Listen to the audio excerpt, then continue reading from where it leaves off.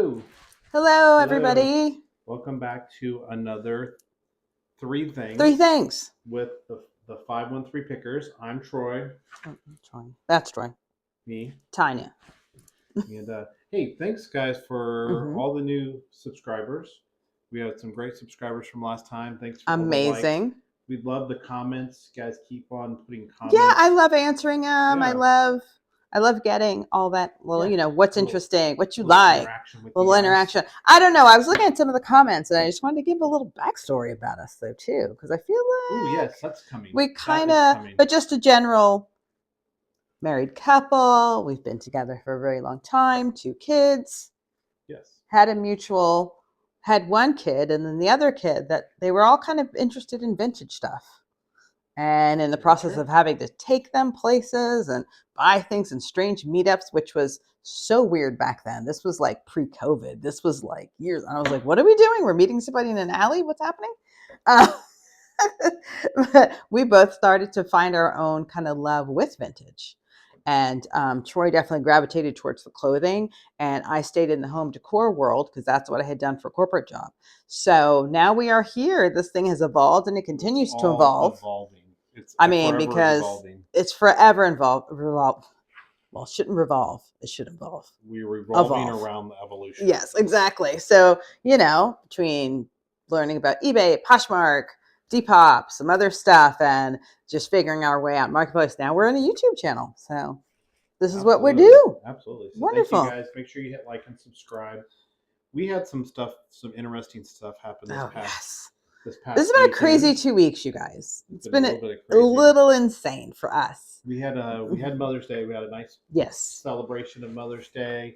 We were kind of on cruise control, thinking we were going to have last weekend to ourselves and maybe just go do some thrifting and things like that. And then all of a sudden, boom, we got accepted into another vendor market. So this was City Flea here in Cincinnati. I applied for all of the markets at one time, the beginning of kind of like the spring, summer time. And then they kind of send you which ones you've gotten into. And we did not make it into the May market. Yeah. Which was sad. But I get it. They try to make every market different and fresh for all the customers and just avid vintage and flea followers that go to all of the markets. They don't want them to see the same exact vendors every time. I, on the other hand, want to be in every single market. Sure. So we have a lot of people from your IG and people who follow us, and we see them kind of regular. We see them, and it's kind of awesome. They depend on us. Okay, I wouldn't go that far, but so. Needless to say, followed up with the great team over there, and they were like, nope, we got a spot. Somebody just dropped out. So I always have stock, and I'm always ready to go, but we did have to kind of pull together a show. Absolutely. We pulled together a show. This is the clip. I'm going to show you guys a clip of our setup and a little video of everything that we put out for Hip and Thrifty 513. Take a look at this video, then we'll talk about it afterwards.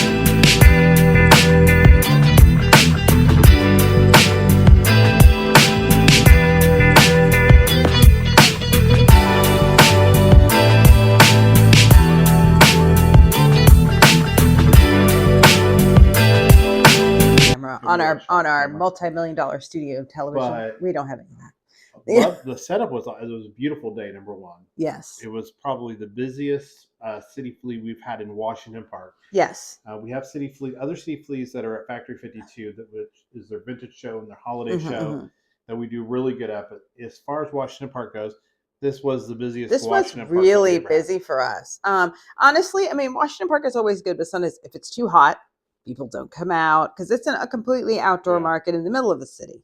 So, that all depends on the weather or other Cincinnati, sports things that are going on within the city.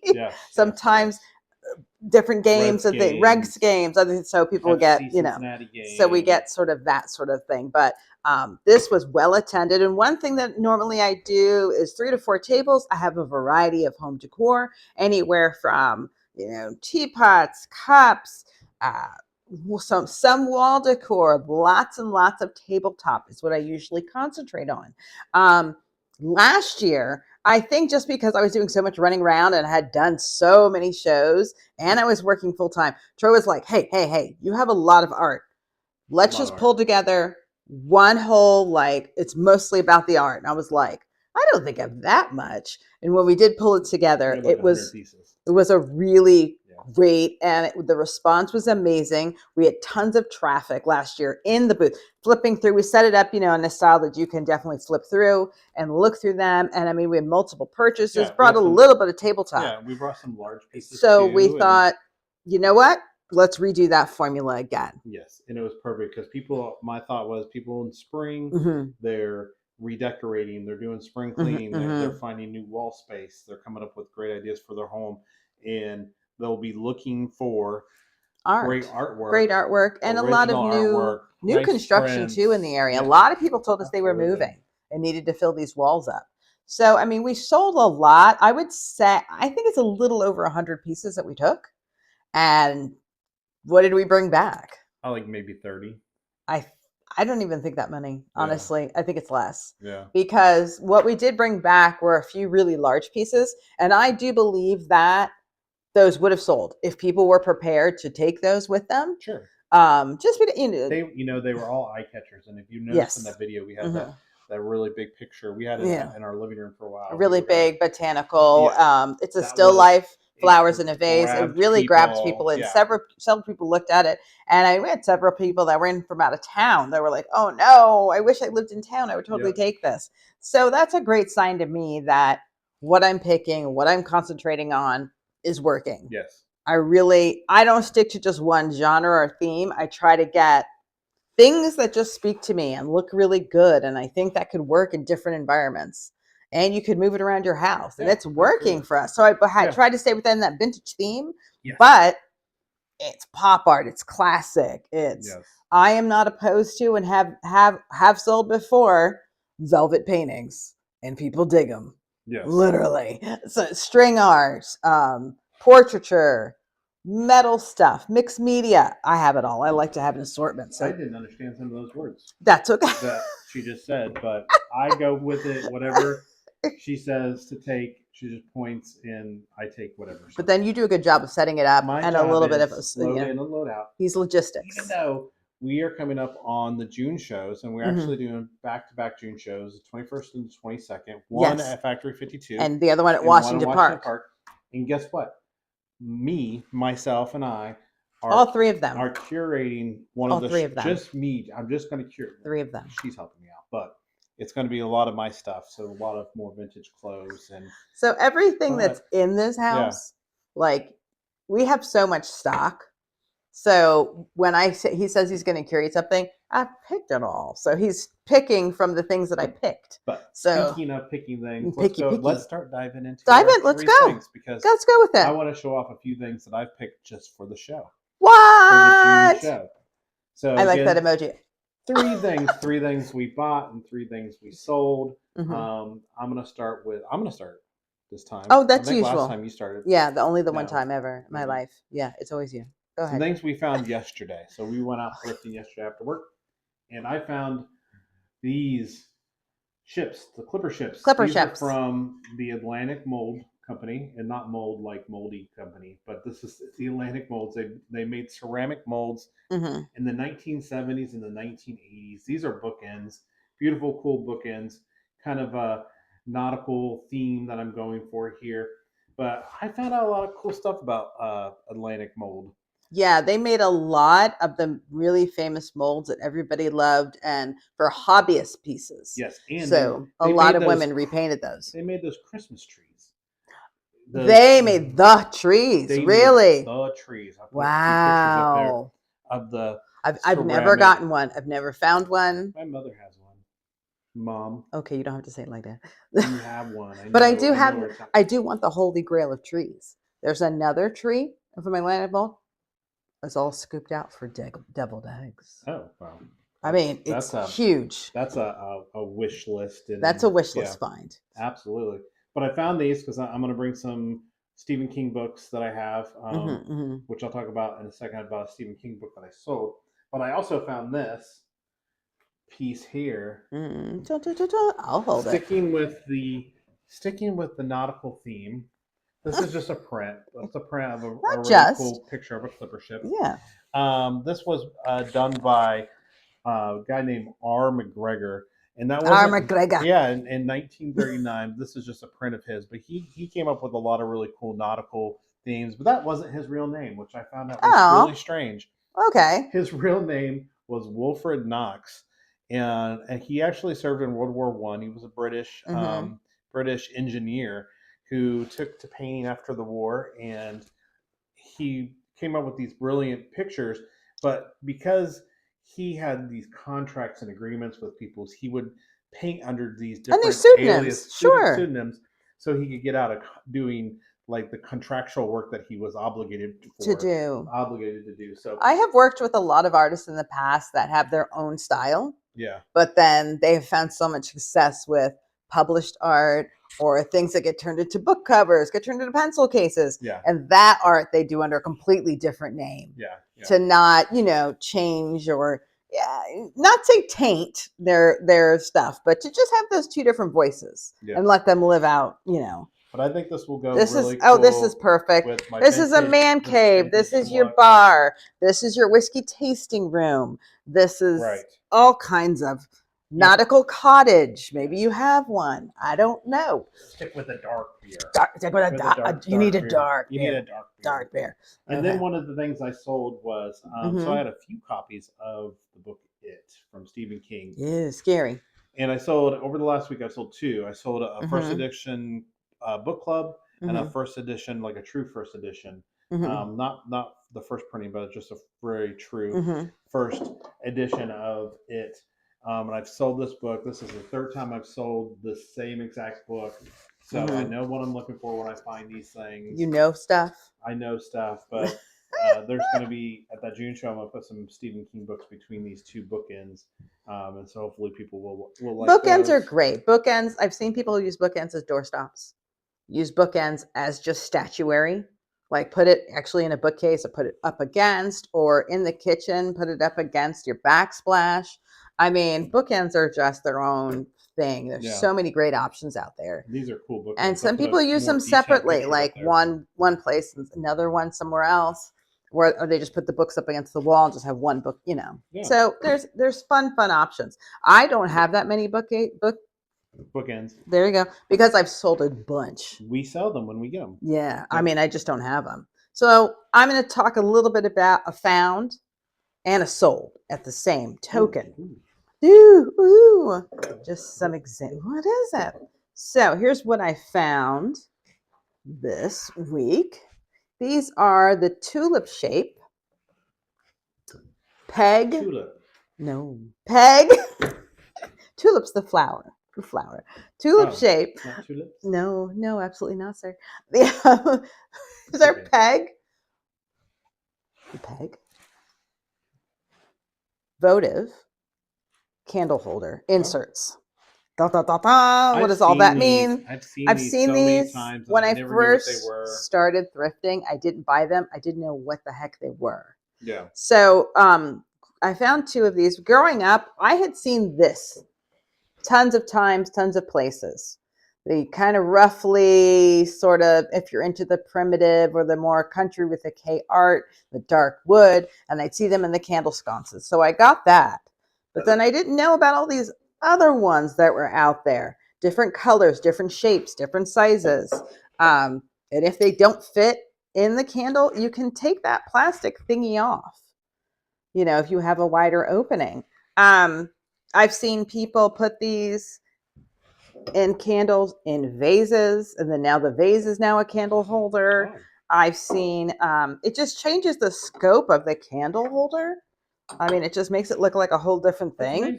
So it's kind of cool. So these were invented for safety reasons. Yeah. These were invented so that the dripping wax, candles wouldn't fall over. I mean, it was kind of a big thing. I mean, that's really just candlelight.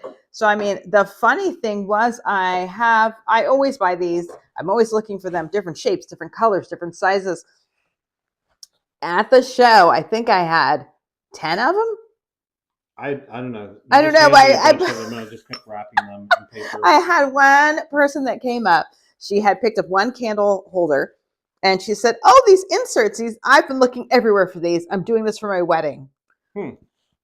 I said, "Well, that's great. What would you choose?" "No, I need all of these." All of them. She took them all within seconds, and I mean, everybody the rest of the day asked, "Do you have those inserts? Do you have those?" I was like, "Okay, I don't have." But as soon as I get them, they're gone. I mean, besides the fact of using for what they're intended for a candle holder, I have actually put water in these and put my plants to propagate. I've seen air plants in it. On the really big ones, I did see some people put like those. I've seen people put betta fish in it, but those are the really, really big ones. I wouldn't do that. Don't do that. But I mean, it's just so much variety, so many colors, so many. I even had a few people that use brass, like all brass candlesticks, but all different colors with this to get a jewel tone. Yeah. Really pretty table setup. I mean, it's just, they're fun. So that's a found, and that's a sold, and a little FYI. That was a good sell. Yes, it was. And it was awesome. And she was super excited about it. And she was having a hard time finding that in her area. So that's what always makes me like super, super happy when somebody, "Oh my gosh, you have these. I can't find these." That's what I'm doing out here. You're paying me a little more money for them because I found them, cleaned them, put them together, put them in sets. So it was great. I was very excited about that. So be on the lookout. Be on the lookout for those. My turn.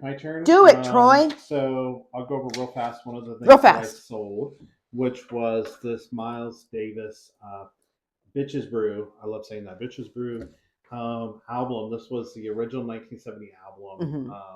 This was the first pressing of this album. I sold it for really good money. Let's just say I got it at Goodwill prices. So you didn't pay up. This was one of my biggest profit margin finds in history. But they just celebrated 55 years of this album. So, I mean, it was relevant. Wow. They just came out with like a really cool box set for this album. But this is the original. And it was a little heartbreaking to let it go because it was like, but I remind myself that I'm a reseller and I buy things to sell them. We're trying not to have a museum. I am trying. Absolutely. But Miles Davis is always one of those. If I see any Miles Davis album in the store, I do pick it up because I just love it. Love it. That's it. End of story. You're going to pick it up. I'm going to go ahead and also talk about, because I'm going to give the rest of the time to you. I'm going to talk about another thing that I sold is something that you picked up for me at an auction, a local auction. I picked it. He doesn't mean picked it out. Pick up, like got in my car and picked it up. Which was this really cool Bulova watch, and really as a gold tone watch, definitely 1980s look to it. It had the double calendar on there, so it had the date and the date number and the day of the week on it. Really cool, nice and desirable. Those are so hard to set. Sold it for good money, but man, the company is really cool. I mean, I just assumed that they were a Swiss-based company, but they're actually out of New York City. Oh. They were established in 1875. I thought they were like German or something. Yeah, Joseph Bulova. Yeah, and the guy is German. Yeah. But they started really making, they were like a repair company for a long time, where they would repair clocks and things like that in New York City. I guess when you can't afford something, you don't really know where it comes from. Exactly. Well, in 1912, they set up their own factory in Switzerland, and they started to make watches. And then the rest is history until 2007 when they sold the company to Citizen. Oh, okay. Yeah. Okay. Because that's why I was wondering. I was like, why do I equate Bulova with Citizen? But see, now I know why.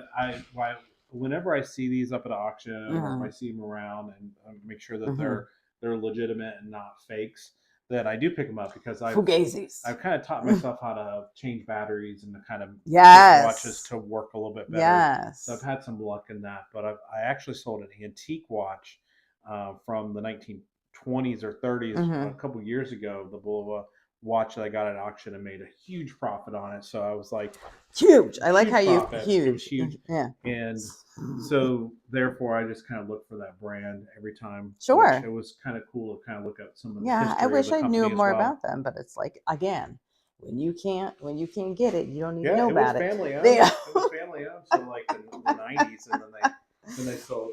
All right, so then I'm gonna finish up with the things that I found. Yes. So I did find this army jacket. So this it's like a shirt though. Yeah, this is a shirt because it's not this is a cool weather army military. So when they're in a hotter place. Yeah, okay. so when they're in a hotter place. And the patch here, this was a sergeant in the army. Patch was he was an instructor, U.S. Army. But one of the things that I've been researching is how to find out dates on different military gear. And so usually on the inside of these, there's going to be a patch. I'm going to put a bigger picture of a sample of a patch, but there's, because this one's really, really hard to read. But there's different numbers, letters and numbers that will tell you exactly how old or when it was manufactured or when it was distributed. There's a couple of different ones that will either say DSA, which means Defense Supply Agency, or to say DLA, which is Defense Logistics Agency. And after that number, it'll have like 100 or something like that, and then it'll actually have a 2-digit number, and that's going to be the year that it's made. So this particular one was made in 1983. So just kind of gives you a little bit more detail on when you're picking up military items.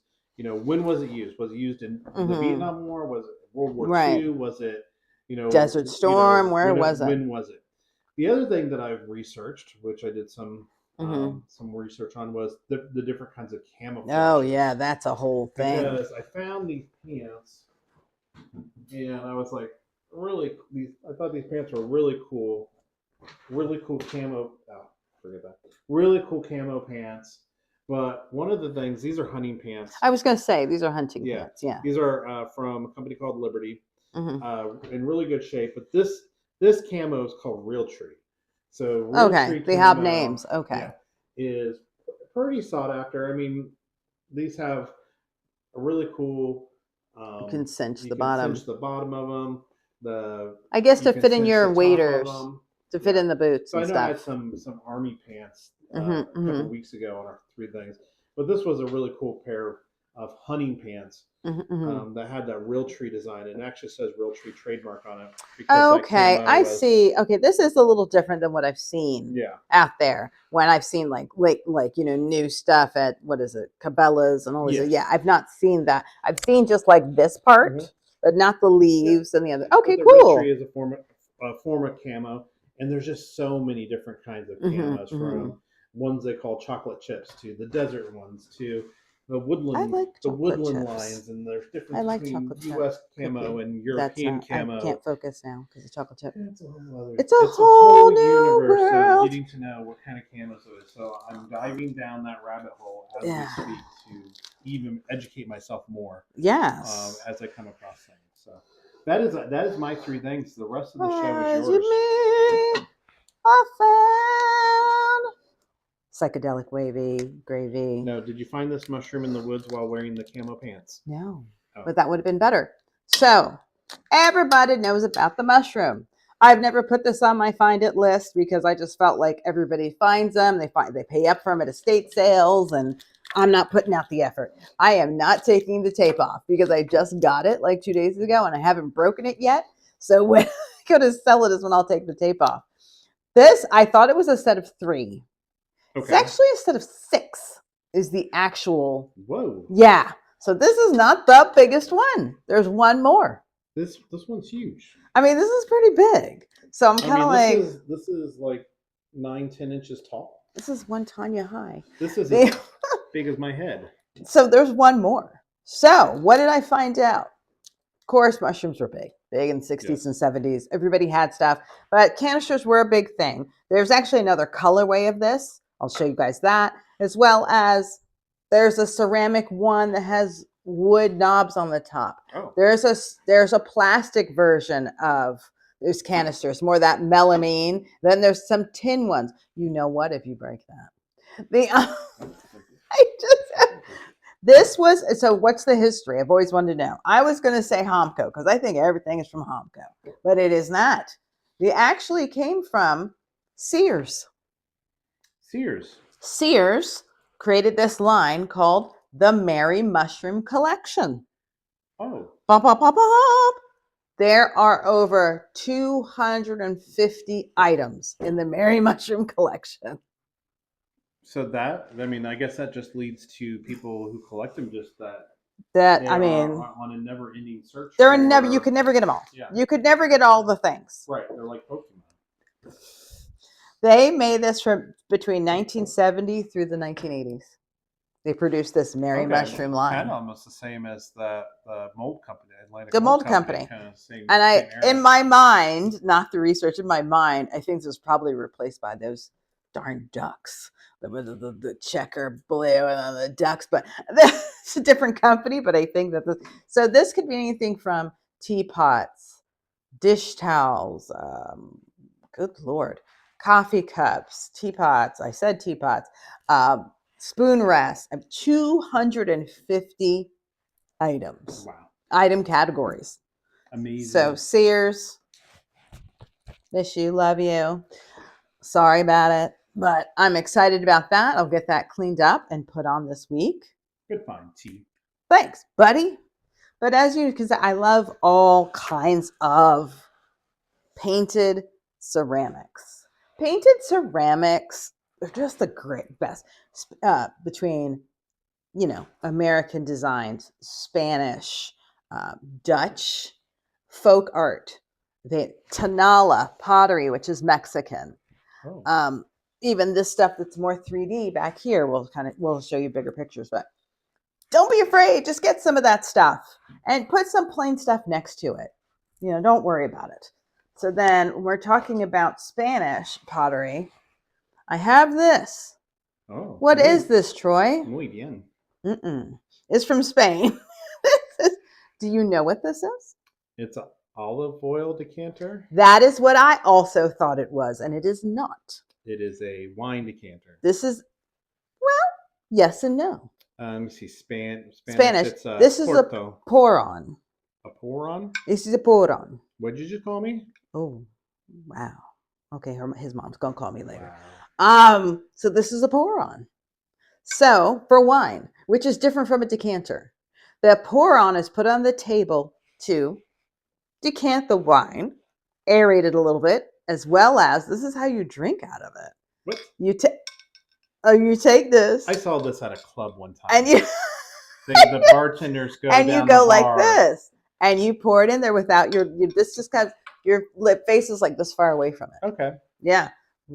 So, and then the cork goes back in here. Hey. I think this is an amazing piece. Sounds like I love the artwork on it. I found this. This was kind of trashed. This was broken. Ooh, do you have the I sure do. Pictures? I sure do. We'll put them up on there. So, I mean, it was just a labor of love for me. I usually don't repaint things or anything like that, but I just thought this was just too beautiful. It needed to live again. Yeah. And I wanted to get it before some old lady glued something to it. Yeah, I said it. I'm not taking it back. So that will be available on my IG page as well. But right. And for people from Spain, I'm sorry, I can't pronounce it correctly, but I know it's a porron. Porron. That's the time. Oh no, stop. They also drink wine. So do we. We all do. I'm gonna drink wine as soon as I get done with this. So here's, as we've talked about venturing into new things. Oh, yes. We talk about venturing into new things and things. We are going to take joint credit for this. There's no credit well, not really. You just paid for it. I was there. That's all we're going to say. I was there. So I'm the person, I don't look behind the counter. I don't look in the cases. Because I can't. All know Goodwill prices are crazy. Ridiculous. I can't deal with the people who've not actually done the research. Yeah. And then, is it counterfeit? I can't handle any of that stress. But way behind all the purses back there, I saw it. La la la la. A Coach station bag. I love it. I love it. It's amazing. It's amazing. It wasn't a horrible price because it does need some love. I have worked on leather shoes. I have worked on things. I have cared for my own leather items, but I've never rehabbed a purse before. Well, so I'm going to do it. When we say that it's a little rough, it just needs. It's a little bit. No. Cleaning. This is what everybody calls it. Calls it rehab. So that's what I'm going to refer to it as. Okay. So we're going to rehab, re-love. We'll put some moisture and care back into it. So the station bag. One of the things I did like to look up as much as I could about that because I love knowing these things. So the station bag was first introduced in 1989. 89, great year. I was in junior high school. I'm lying. So no. If you could hold this for me, that would be great. Because I cannot read and hold at the same time. We found the show notes. My show notes. Because I wanted you guys to know about this. 1987. 87, even a better year. Even 87 is when they reintroduced it. Reintroduced it. And called it the station bag. So before that, it was, I think, just called like a leather saddle bag. Yeah. It came out like 82, 81. Like a saddle, like a messenger bag. Messenger bag, or that literally. Motorcycle or something. Yes. Or I was also thinking about when people delivered notes by post or rode Minutemen and that kind of thing. I was thinking that kind of saddle bag. So this bag has been in circulation since 1987 to 2007. Wow, so it was in circulation for 20 years. They were continued to make new ones. Is my math right? 20 years. Yes. They continued to make them up to 2007. In 1987, this bag cost $134. That's a lot for like 87. In 1987, that was the equivalent of $365 today. Wow. That's a lot of money for a bag. You bought like in 1987 that if you would have held on to them, how much they'd be worth now. Exactly. And imagine like all the old baseball cards, that we could have bought for. Yeah, but then wasn't the 80s the scandal year? Whatever. Yeah. Yeah, they call it the junk wax era, but that was like late 80s. But then back to this bag. Yeah. The other thing that I did find out that I thought was very cutting edge for 1987, they marketed this bag to both men and women. I told you that I see more and more men, but and I'm cool with that because I'm not cool or not cool. I'm shocked that in 1987 we put this out in advertising. Huh. The 80s was still a little bit of a backwards time as far as equal people and I grew up in the middle of any kind of rights. So I think that was awesome that they marketed it that way. Yeah. For both men and women. And I know there were briefcases that were within this line as well, and have some old ads we're going to throw up there and stuff like that. But I think that's amazing. So I'm going to try it. This is amazing. I'm going to try it. I'm going to try to. Now, we usually don't talk about how much we pay for things, but I will say that it was a little bit more than. It was more than our normal, but it was still a good price. It was a good price. And if. Now I've been to other Goodwills where they will be like $100 behind the counter. 75. So it wasn't that. Yeah, but it was still more than what we pay. We paid up for it. We paid up for it a little bit because it does, like you said, it's not damaged. It's just dry and it needs some little spit and polish. Yeah.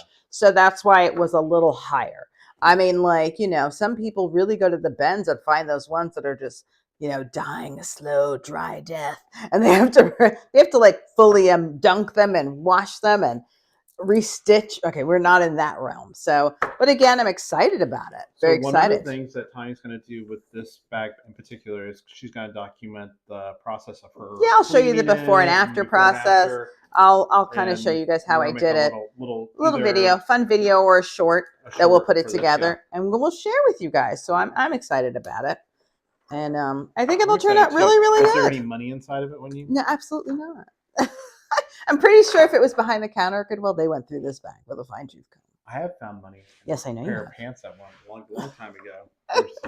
I'll put that video up sometime. So again, evolving and changing, always learning new things, trying something new. So I'm excited to see how we do with primarily more clothing and soft goods than hard goods in the one show because we're known for our hard goods. I will also be bringing, I have a small table, small little alcove that he's going to let me bring. I will allow it. I have a great assortment of summer purses. I've just been waiting for a show to sell all those and some costume jewelry for just fun stuff for fun. So come out. All of his clothes, they're always, honestly, a lot of his shirts and all those other things are always really unisex. So I feel like it's a come one, come all type thing, and they're always good quality. Absolutely. I know we'll do a little video of us. No t-shirts. No t-shirts. No t-shirts. We don't do t-shirts. We'll leave that to the kids. I wouldn't pass up a t-shirt if I knew it. You want to give us a t-shirt? We'll take it. An old Harley 3D emblem t-shirt. I'm not gonna pass it up. But I don't. But it's not our specialty. I don't go through the t-shirt racks. We don't buy the bales and go through them, and that we're not in that business. Right. And I know that there's people out there who do a fine job. They do an amazing job and have the patience and have the contacts and the network to do it. That's not our specialty. But again, if you would like to give me a cool t-shirt, I'm not going to say no. Absolutely. All right. So what else? That's all I got. That's all you got? Well, we're excited about showing you guys some more stuff as we go through and get ready for the next show. But I hope you guys enjoyed this 3 things. I know it was a little bit more modified than what we usually do. But you know what? Everything changes, and we're going to change with the times. And I thought it would be more fun to kind of show you more of the finds and a little bit more of the show.